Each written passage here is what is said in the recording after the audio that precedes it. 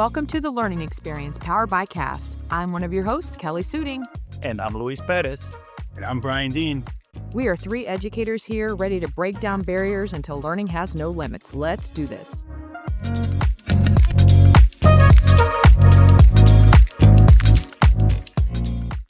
Hi, friends. Louise and I are so excited to be back in the studio for another episode of the Learning Experience, and we're so grateful for you listening in.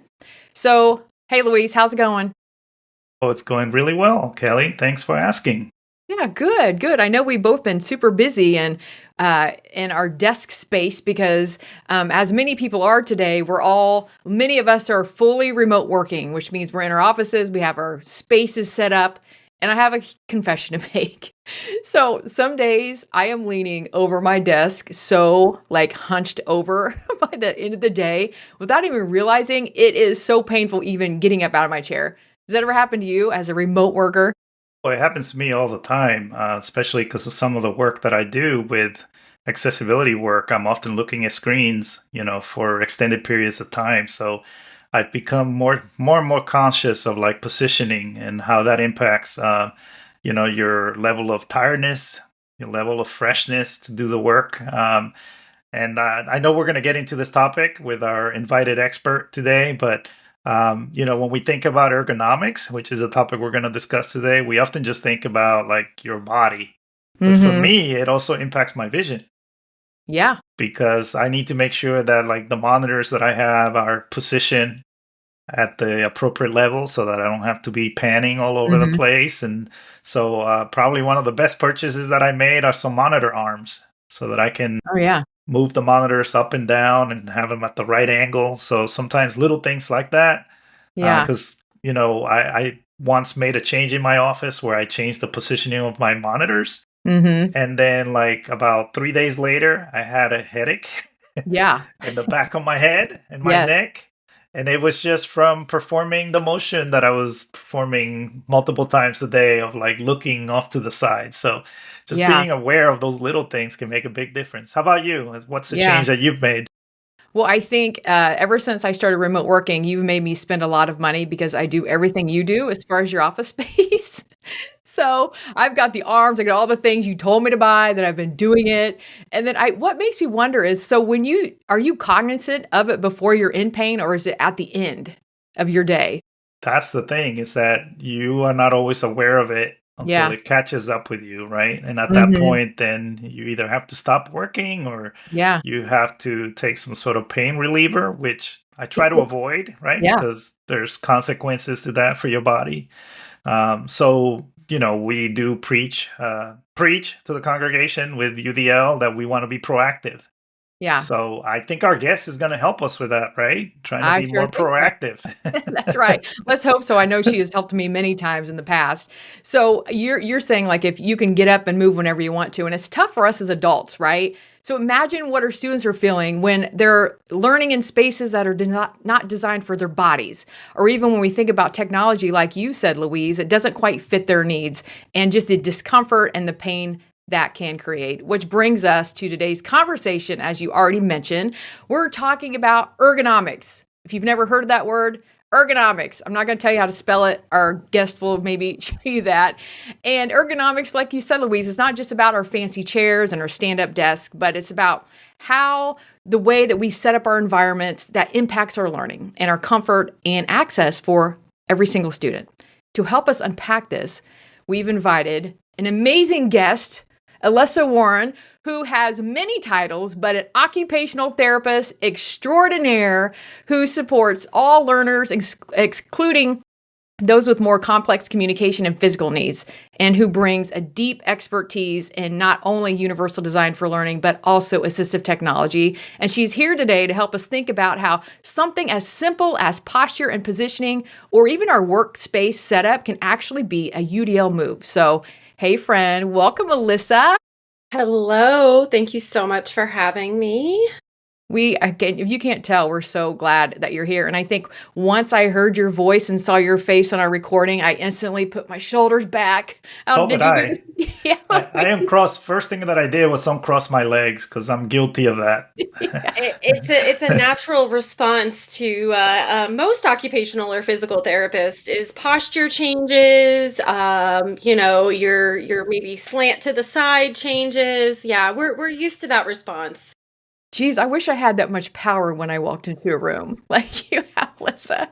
So, Alyssa, again, we're so grateful that you're here, and we would love to hear more about your background, your UDL and accessibility story, your journey. Tell us a little bit about you. Where to begin? As you said, I'm an occupational therapist, and anybody who's an OT by trade, it kind of colors the viewpoint of how you do work from then on.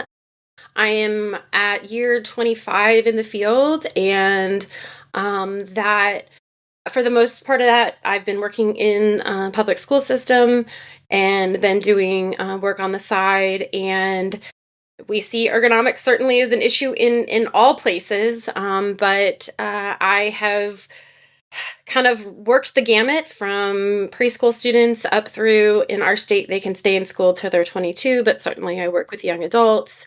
Very interested in supporting complex learners, especially when it comes to literacy, which I know is not the topic for today's conversation, but it is a very big part of who I am.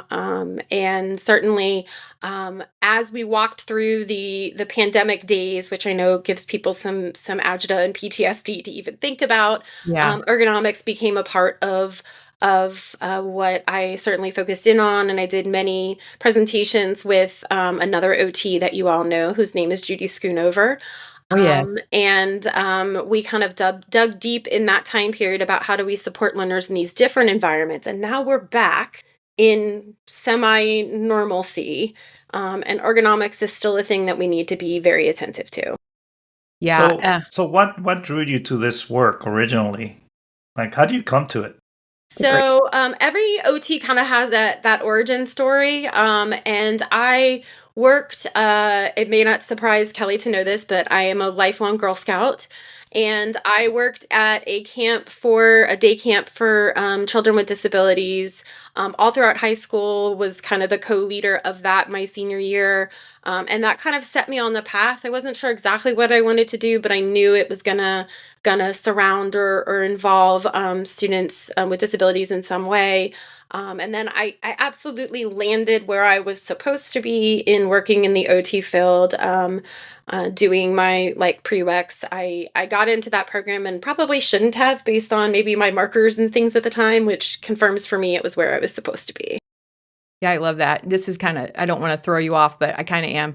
So, do you remember your first experience when it came just to seating and positioning that you really saw the immediate impact early in your career? Gosh, there's tons, and I think very early on, I also do a lot of work in the AAC space, and it's near impossible for us to find the right device setup for a student if they're not positioned well, which may be something we touch on later as well. But I had a lot of experiences early on where the changes that were made came because I saw things through an OT lens and said, hey, we need to tweak this or this. And then we saw, increased efficiency of access, or we saw kind of decreased, I don't want to do this behavior, because we realized we had folks better positioned to access what they needed to access. And thinking of the classroom, when people hear the word ergonomics, right? Like we talked at the beginning, they think of just the fancy chairs or keyboards. So how do you define ergonomics when it comes to the context of education? And then why is it not only important for our students, but also teachers? And you That is first have to give us the Latin root and all of that. No, I'm just Please. kidding. Well, Yes, yes, you oddly do. enough, ergonomics is all those things, right? It's office chairs, it's keyboards, both for us as adults who work in the education space and for those learners. Really, when I think about ergonomics, it's about Designing a space that really optimize both their performance and the outcomes that we see. And that's a fancy formal definition. Even more formal, Oxford actually did look it up, Luis. Oxford defines it as the study of people's efficiency in their working environment. So for learners, certainly their efficiency in their environment is how are they able to show us what they know, right? Given the classroom space that they are working in. For teachers, for educators, it's things like what does the classroom furniture and the setup look like? For students as they get older, how heavy are their backpacks, right? Looking Oh, at yeah. considerations that you mentioned as you were chatting in the beginning, the dreaded diagnosis of COVID called tech neck, right? That we're all looking down or positioning ourselves less than optimally, and certainly as we spread technology into schools and many places are one-to-one devices, most of the time those devices for students, for learners, are not positioned well, right? So they are doing that kind of turtle themselves into themselves, right? Which is just not where we're not meant to be in one position all day, every day. Nobody is. And then certainly if you add a medical diagnosis or some other comorbidity on top of that, some other situation that makes it difficult, it adds to it. We are certainly users and overusers of our vision across a day. And that's all the stuff that happens in an educational setting at school. And then we send learners home to do classroom projects or homework, right? And anybody who's ever seen a student work at home, they're not using great ergonomics when they're doing their stuff. They're half laying on a couch. They're maybe trying to like play with their phone while they're also writing their math work, right? So I certainly think that all of those things need to be considered when we talk about what's best practice in terms of ergonomics, including what do their chairs look like and what technology are they accessing. Guilty as charged. Thanks for calling me out. When I'm Same. reading for pleasure, I try to lay on the couch and follow all the best ergonomics practices. No, I don't, but I should. I totally have tech neck. I am guilty of tech neck. We all are. Or phone neck, right? Because we're often looking down at a phone. But there's so many implications for this because I do work in the post-secondary and workforce development space, right? And so I'm often on projects where people are in manufacturing environments or they're in, science environments where often you're repeating the same motion over and over, or you're working a certain way because of the requirements of the job. So this is something that you can use not just to support learning, but across the lifespan, right? Especially those of us who follow those career paths. So I think you already mentioned a connection to UDL, but I want to draw it out a little bit because you talked about, sort of putting people in the optimal position where they can show what they know or they can demonstrate their performance in the best way that demonstrates their capability, which to me that's from what you mentioned about ergonomics, that's what we're seeking. But in what other ways does this connect to universal design for learning, in the sense of like things like posture, seating, the workspace space setup, right? Because with UDL we look to barriers in the setup in the environment as opposed to learners. So how can we make our environments more UDL friendly? As a deep and wide question. So I think Katie Novak said we can't prevent all the challenges a student will face, but we can help to alleviate them by designing that learning environment that leaves no room for failure. And failure can look a lot of different ways, right? If they're not well supported in their chair, you're gonna see frustration that may be dysregulation behavior, right? Certainly they can't be engaged when they're dysregulated. When we're talking about, being able to get information in for them, if they're not in a place where their workspace is set up well, it's hard to get information presented to a learner or a worker in a way that helps that to go in. And certainly when we talk about like taking action on that or expressing, hey, this is what I know, there's only so much hard a learner can do at once. And when we talk about trying to support a learner specifically who has a physical disability, but not necessarily just that. Giving them the best possible chance to be able to show what they know means we have to put them in the best possible position, right? That their feet need to be on the floor. They need to be in a chair that's sized for them. They need to be in a desk that's sized for them. If those variables are all there and present, then the chance of them being able to take in information and push back out knowledge in a way that they can represent it well is much, much higher. Yeah, I think there's definitely a connection to that access layer of the UDL Mhm. guidelines, right? We want to consider that you're engaged. Your engagement may suffer if you're worried with other things, right? The pain in your neck, or your knee that's tensing up, or whatever it may be. And then likely, your access. We'll get into this when we talk about the technology, but your access to the technology is going to be impacted by whether you can, grab it correctly or position it in the way that allows you to do your optimal work. So thanks for sharing those connections with Universal Design for Learning. We're all about making connections here on the That's right. learning experience. So I love how you align that with UDL. And so UDL, we're thinking of all learners, right? And you support a lot of learners with the more complex communication and physical needs. So what are some like specific ergonomic considerations that do make a big difference for all of our learners to be able to participate in engagement? Like, what does that look like, feel like? What are some specific things that you may consider right out the gate? Number one, number two, and number three is positioning. So for somebody who can't position their body well or reposition their body well on their own, we need to do our part as the adults in that space helping them. Because if they're living in their complex body and it's not well supported, or how we've positioned them does not support them well, right? Because if their seatbelt isn't well adjusted to sit right at their hips, they're going to slouch forward in a way that they end up with an anterior or a posterior to pelvic tilt. There's your $3 word for the day. Um, and if you do that, right, maybe you can't communicate to somebody that your seatbelt has slipped a little bit forward and you're slouching, right? But they ask you to reach out and take a material. While you're slouching, you've lost your trunk control and you're trying to reach forward to grab something, right? You're spending energy you're probably going to need later for something else, right? And it's certainly that's the case for all of us if we get into a bad posture situation.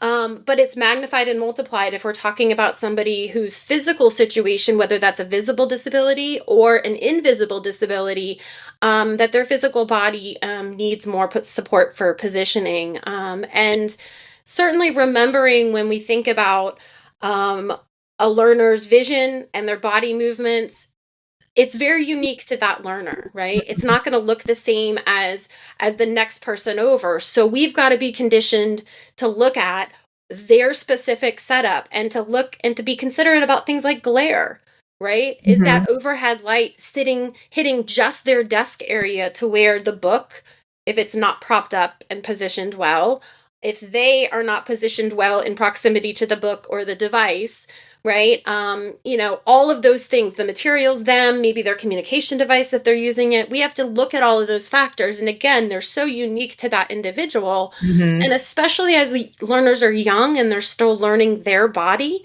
they can't always communicate well to us Yeah. what's going on with their body. So we have to be really good detectives and we have to be really, really good observers, which Mhm. OTs are trained through and through to be observers of people, and not in an awkward way, but like just to be really, really closely attentive to how they're positioning themselves and maybe how they're doing something that is less ergonomically helpful to them, right? Mhm. If they need to, part of their technology setup is to use switch scanning and it's positioned in a way where instead of being able to just slide their hand forward to get to it, they have to use over shoulder movement, pulling their shoulder up and around and then Mhm. down onto the button. Certainly that's an expenditure of energy that they can't be cognitively concentrating on something.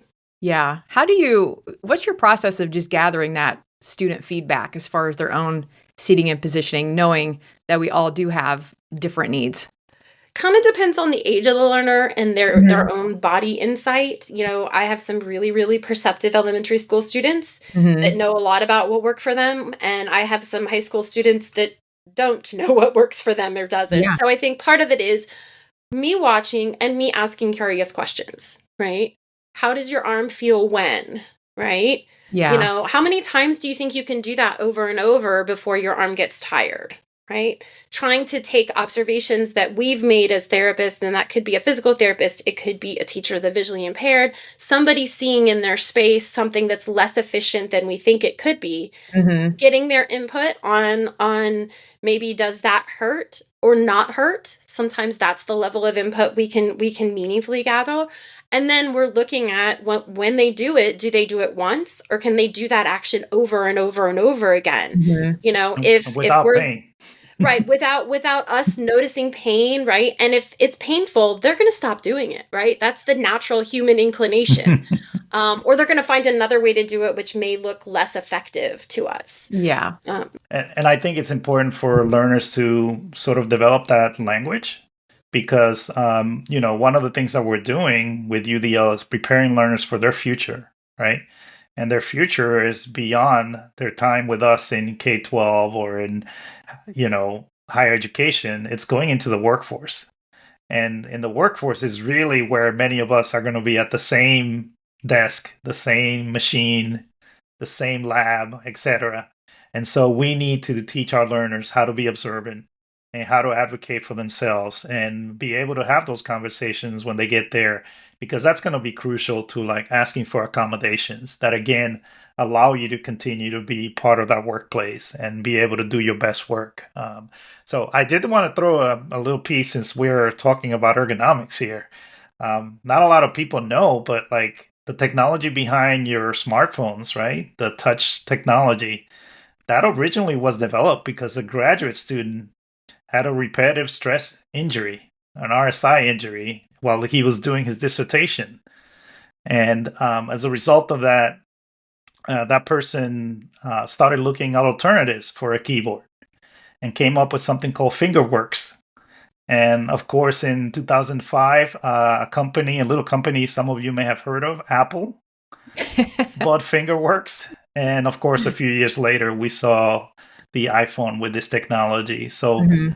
sometimes, we try to advocate for great ergonomics, but sometimes when we experience something like that, it's a wake up call that we need to come up with a better solution. Absolutely. So that leads me into the next question, which is like you mentioned earlier, you do focus on other areas, right? Not just ergonomics. We love that word, but you also focus on assistive technology and helping people get the most out of assistive technology. So tell us a little bit about that work. How do these things work with each other? Ergonomics and positioning, and then the use of assistive technology for learning. we hope they work well together, right? Because if you're well positioned, that positioning supports you to be able to be accessing whatever you're needing to access. And that access is going to lead to you being engaged in the task, right? And then the engagement ultimately in the K-12 and upper ed space leads to you being able to demonstrate what you know in the workforce, being able to demonstrate the skill and competence you have in a task. And sometimes if we finally make that magic equation happen between positioning and access and engagement, we're seeing learners that are able to demonstrate something they couldn't before, maybe in a way that the adults in their world hadn't seen them do before, or didn't maybe believe that they could. Yeah. And the converse is also really important to be mindful of, right? If someone isn't well positioned, we're going to see technology misuse or abandonment, where it can appear that technology solution is just not working for them, when in reality, it means that they weren't really set up for success. Um, it is never the learner, right? And it's hardly ever the tech solution at fault, really, either. It's more likely kind of some kind of interaction of the tech solution and how we've put that into place, right? The other thing that it could absolutely be that we look at very deeply when we're looking at AT implementation is, you know, what are we asking you to do? I've kind of foreshadowed this a little bit, but it's really hard to hold your head and body in space, use your cognition to take in something new, and use your body to share the knowledge, right?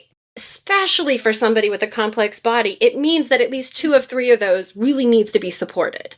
Dr. Karen Erickson's research kind of talks about that as the red, yellow, green or stoplight theory, Mhm. when you're talking about planning. And it's been kind of an eye-opening thing when I work with educators all over, doing comprehensive literacy work, to really get them to stop and think, okay, in this moment, is it more important that they're holding themselves completely upright in a stander on their own, right? Mhm. Is it more important that they're listening to new material that they've never learned before?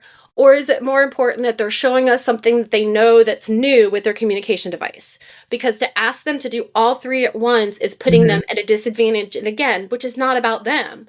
It's about poor planning on the institutional part, right?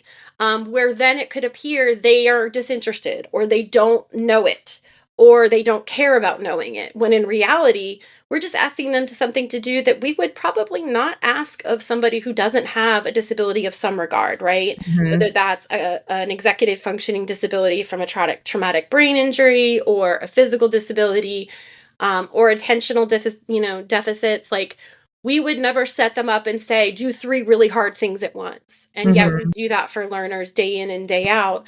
And not intentionally, not because we're mean people, but because we don't stop to think, okay, what are all these factors that are going on, and how are they interplaying, and where do you need support right now? Do you need to be seated in your wheelchair so you have your harness on, your butterfly harness on, and it's holding your chest up, and you don't have to work so hard to hold your body up and your head up, and you can use your headrest, which means you can use your device really well to show us what you know.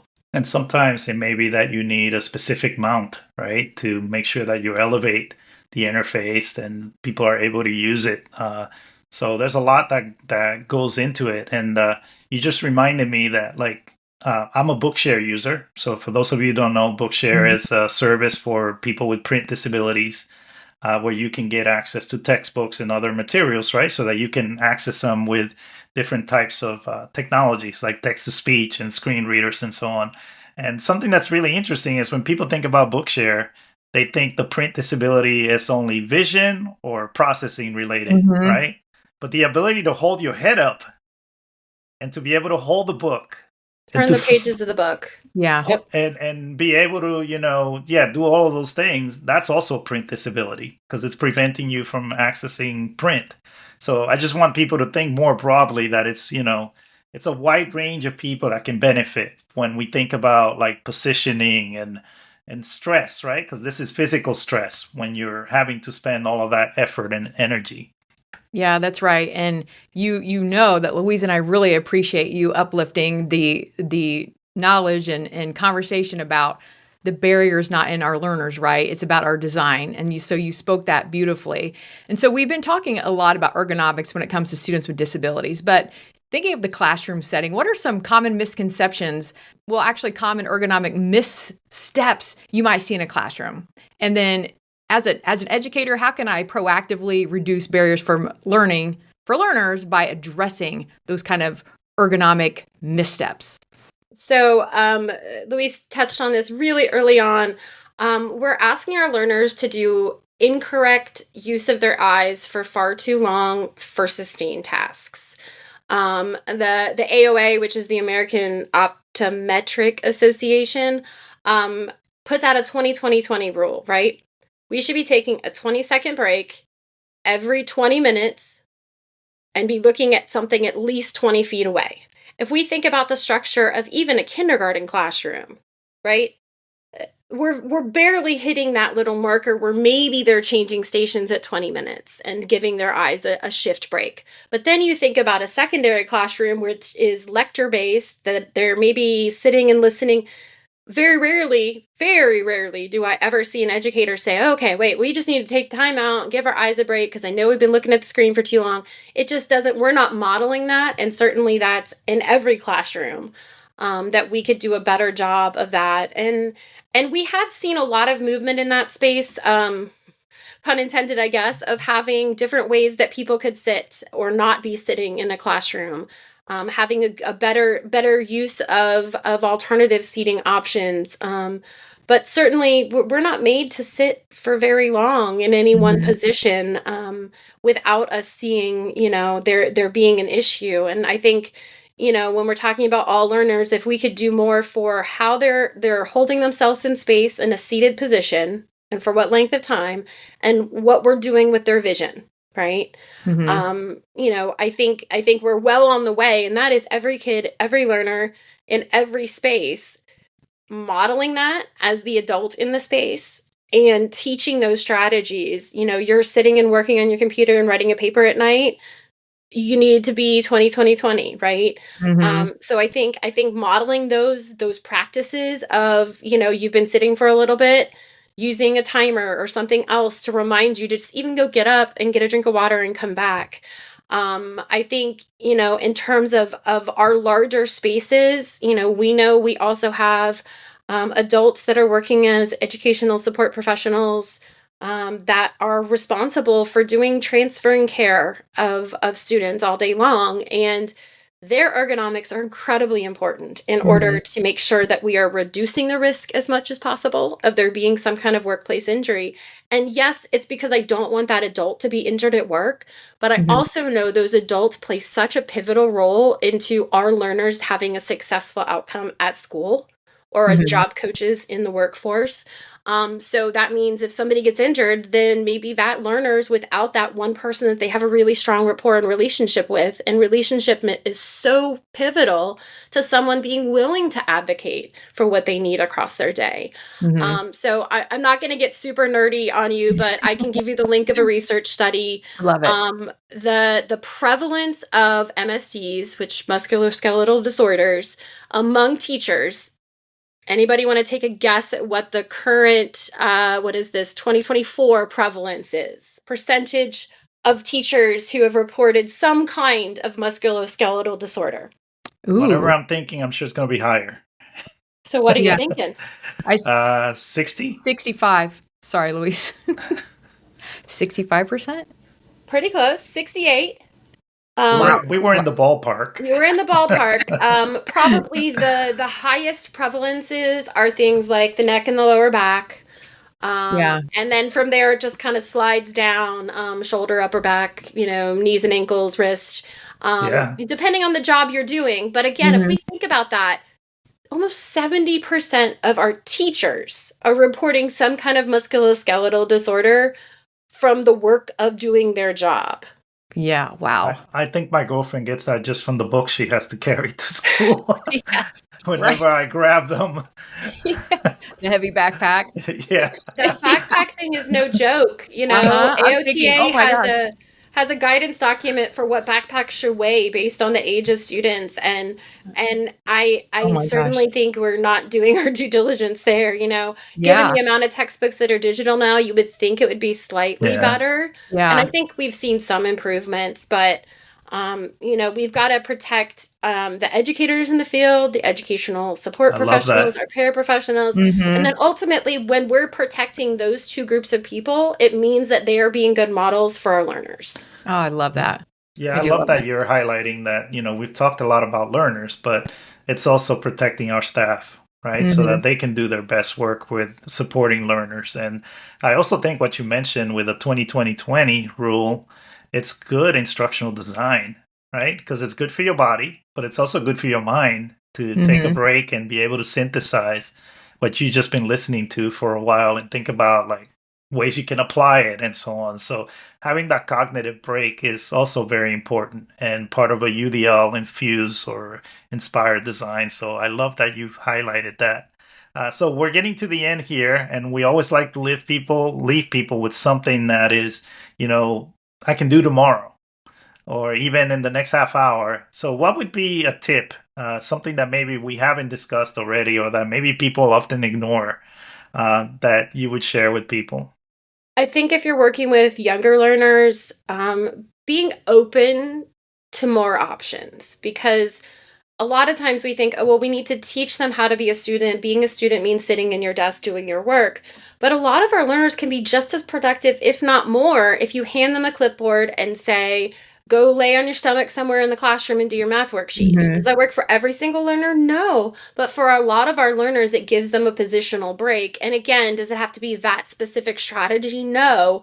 To me, it's giving them options, whether that's, different seating options or different work options, or incorporating those vision breaks. Again, I think if we start very young and teach that 20 20 20, it's not just about a vision break, as you said, it's a cognitive break. And it doesn't mean you have to lose the structure of the entire classroom, right? You could be Mhm. asking them to think, pair, share with a partner while they're doing it and share something they've just learned, right?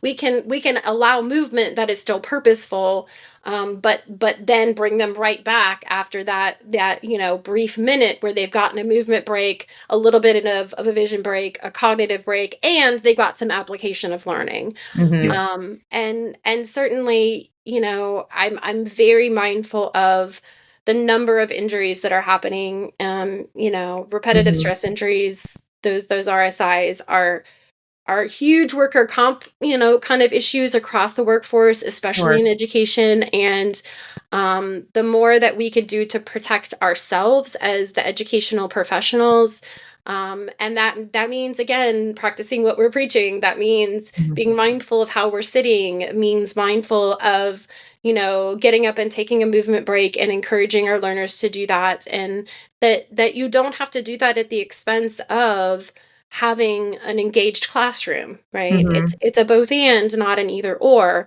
And again, these are not gigantic things. These are once a day, offer an opportunity for them to do their work in a different space. Once a day, giving them a verbal model.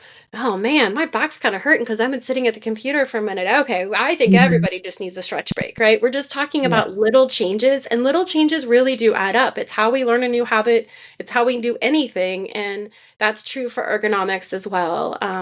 And certainly, if you have an OT or a PT in the space that you're working in, and you have a concern for yourself, for other staff, for learners, please ask them. Like, this is what we do, and we want you guys to be safe as educational professionals, just as we want our learners to be safe and well positioned. And, very often I will have a staff member and kid, hey, how could I do this better? Mhm. Because I have this neck thing or this back thing or this whatever. It does mean that when I walk by in the hallway, their posture changes and their gait changes. And when I walk in the room or I join a meeting, they all suddenly sit up, right? Mhm. And if that's the effect I have on somebody, I'll take it Yeah. as a win. I love Yeah, that. yeah, both Kelly and I instantly perked up when we You did. started our conversation.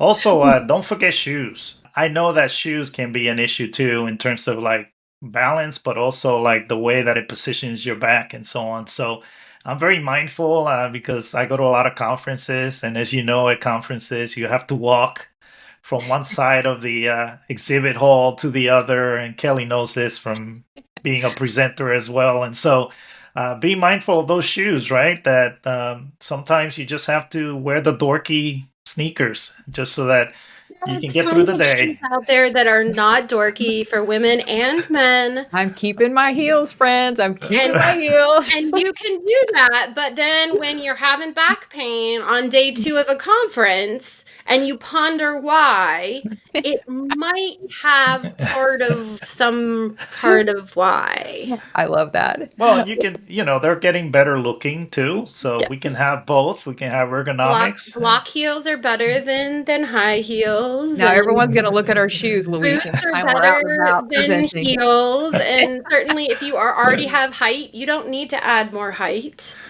Well, Love that's a it. challenge for me. So maybe I If can you don't get. have height, there are ways to do it without adding block heels Yeah. and boots. But our point still stands that sometimes it's just little things that you do, but they add up Yeah. because it's the Yeah. impact of a long day or the impact of doing this multiple times Mhm. that does add up over time. Or in our case, number of steps that you take in in a day, right? Or don't No, that's take, So right. right? One of your Listen, when you were giving like something like what changes the simple change, I really appreciated you talked about just being open to flexibility because it's all about context, right? Some days my learner may need a whiteboard laying on their stomach, but the next day or the afternoon it may look different. So having that open mind and comfort, being comfort based on what their preferences and needs are at that time.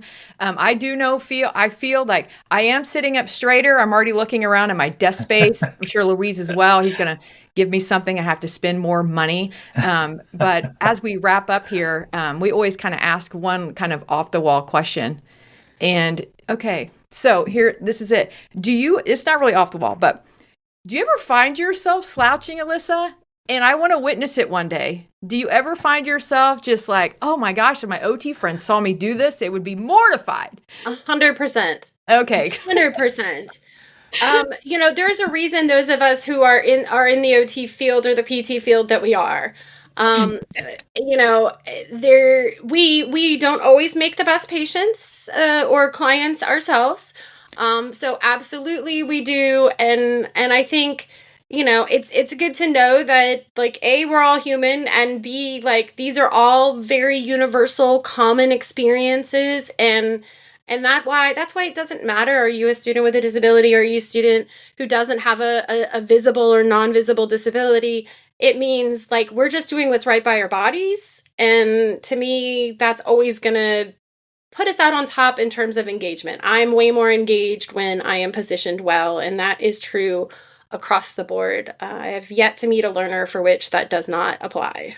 Love it. I think we'll end on that note. What do you think, Luis? Yeah, so just to wrap up, where can we find you? Where can we learn more about your work? Oh dear, where? I can give you some links to a website.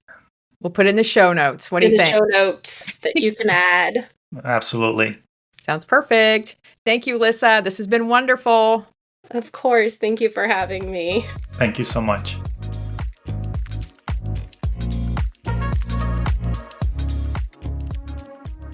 Thanks for joining us for another episode of the Learning Experience Podcast. We are so glad you're a part of this conversation. And if you're like me and today's episode sparked some ideas or got your brain flowing, well, just remember there's so much more to explore out there. And remember that CAST is leading the way when it comes to accessibility, workforce innovation, professional development, and research. So visit cast.org to dive deeper. That's CAST.org, and keep learning with us.